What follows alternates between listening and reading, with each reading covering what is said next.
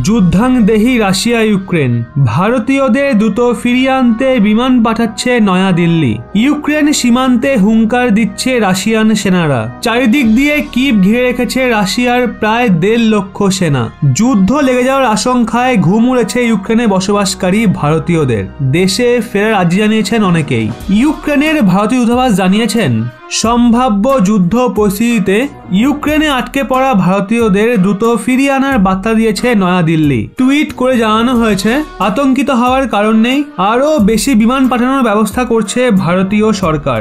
যে কোনো বিরূপ পরিস্থিতি তৈরি হলে ভারতীয়দের দ্রুত বের করে আনা হবে। ইউক্রেনকে 3 দিক দিয়ে ঘিরে ফেলেছে লাখ লাখ রাশিয়ান সেনা। আমেরিকা জানিয়েছে প্রায় 1.5 লক্ষ রাশিয়ান সেনা কিভ ঘিরে রেখেছে। সেনা মহড়া চলছে সীমান্ত এলাকায়। অস্ত্রশস্ত্র, যুদ্ধ ট্যাঙ্ক মোতায়েন করা হয়েছে। যে কোনো মুহূর্তে আক্রমণের আশঙ্কাও করা হচ্ছে। কিভের পরিস্থিতি শোচনীয়। চারদিক দিয়ে ঘিরে রেখেছে রাশিয়ান সেনা। এমন পরিস্থিতিতে কিভে থাকা ভারতীয়দের দ্রুত ফিরে যাওয়ার নির্দেশ দিয়েছে প্রশাসন।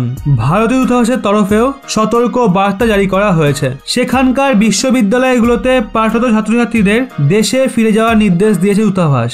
গতকাল থেকে দেশে ফেরার জন্য হুড়োহুড়ি পড়ে গেছে, কিন্তু টিকিট না পেয়ে অনেকেই দেশে ফিরতে পারছেন না বলে খবর। সেই জন্য আতঙ্কের পারদ আরো চড়েছে।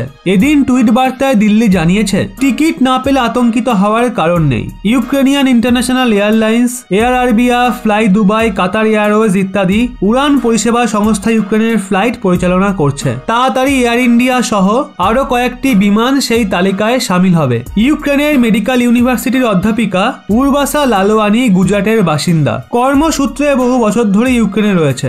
ভারতীয় দূতাবাসের সঙ্গে যোগাযোগ করে জানিয়েছেন, ইউক্রেনের বর্তমান পরিস্থিতি বিপজ্জনক। যে কোনো সময় যুদ্ধ শুরু হতে পারে।